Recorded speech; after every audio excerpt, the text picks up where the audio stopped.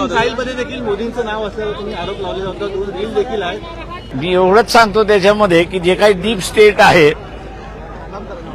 त्या डीप स्टेटनी अनेक लोकांना असं सांगितलेलं आहे की आरएसएसने मोदींचा राजीनामा घेतला नाही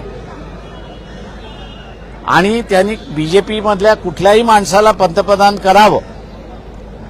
ते जर केलं नाही तर ज्यामुळे मोदी ब्लॅकमेल होतात आहेत त्या संदर्भातल्या काही रील्स या बाहेर येतील असं ते सांगतायत.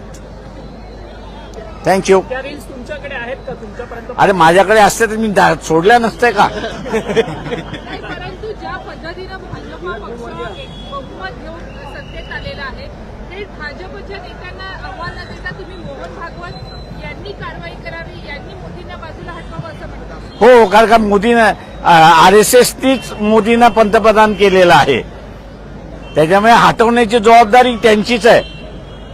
कारवाई होईल असं वाटतं का? पण त्यांना बाजूला केलं जाईल पक्ष राहिलाय. स्वतः राहुल गांधी हे देखील ज्यावेळेस लोकसभेमध्ये बोलायला प्रयत्न करत होते त्यावेळेस त्यांना बोलून देखील दिलेलं नाही का विरोधी पक्ष नेत्याला? मी असं म्हणेन त्यांना तिथे बोलायला दिलं नाही तर आम्ही इथे निमंत्रण दिलं होतं, लोकांमध्ये बोलायचं होतं.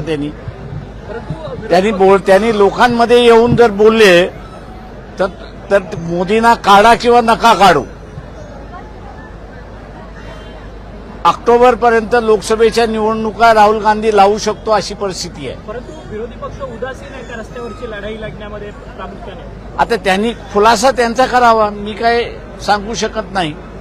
ते का लढत नाहीयेत, का रस्त्यावरती उतरत नाहीयेत, का आवाज उठवत नाहीये याचा खुलासा उद्धव ठाकरेंनी करावा, राज ठाकरेंनी करावा, त्याच्याचबरोबर कम्युनिस्ट पार्टीज आहेत त्यांनी करावा, काँग्रेसचे राहुल गांधी आहेत, प्रियांका गांधी आहेत, सोनिया गांधी आहेत, खरगे आहेत यांनी करावा, स्टॅलिन आहेत त्यांनी करावा, टीएमसीच्या ज्या ममता बॅनर्जी आहेत त्यांनी असं करावं. आणि सगळ्यात मोठं जे आहे ते दोन पार्टीज, एक म्हणजे नितीश कुमार आणि दुसरं असणारे चंद्रबाबू नायडू यांनी ऍटलिस्ट मोदींना विचारावं की तुझं नाव इथपर्यंतच आहे का, ह्याच्या पुढे पण आहे. भारताचे हवाई अड्डे ही कुठेतरी अमेरिकेच्या ताब्यात देण्यासाठीचं षडयंत्र सुरू आहे असा देखील दावा तुम्ही केलेला आहे. मी दावा नाही केला, मी असं विचारलेलं आहे की उद्या हे जर युद्ध वाढलं तर तुम्ही असणारं भारताचे हवाई अड्डे आणि आर्मी, का त्याच्यामध्ये डिफेन्स हा सुद्धा इश्यू आहे, तर तुम्ही असणारं आर्मी सुद्धा लेंड करणार आहात का? आणि एअरपोर्ट जे आहेत ते इराणवरती हल्ला करण्यासाठी तुम्ही ते देणार आहात का? याचा खुलासा गव्हर्नमेंटनी केला पाहिजे. खामेनींच्या मृत्यूबद्दल अजून देखील पंतप्रधान नरेंद्र मोदी यांनी कोणतंच वक्तव्य केलेलं नाही, शोकही व्यक्त केलेला नाही. म्हणजे ज्या इराणने एवढी वर्ष भारताला काश्मीर मिळाला पाहिजे, भारताचाच काश्मीर आहे अशी ज्यांनी भूमिका घेतली, त्यांच्या एका खोमिनीसारख्या असणाऱ्या सर्वोच्च नेता हा ज्यावेळेस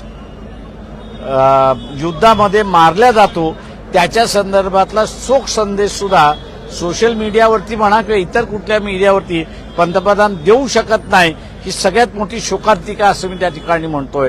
लेवल ऑफ मुस्लिम हेट्रेड ही किती आहे ही याच्यातूनच दिसते. पंतप्रधान नरेंद्र मोदी ज्यावेळेस शेवटी इस्रायलच्या दौऱ्यात गेलेले होते त्यावेळेस त्यांनी फादरलँडचा उल्लेख खरं तर त्यांनी केलेला आहे.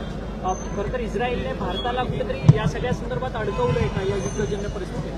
आता एस्टीन हा असताना जोसेफ एस्टीन हा पहिल्यांदा ज्यू आहे, जेफ्री एस्टीन हा जो आहे हा ज्यू आहे.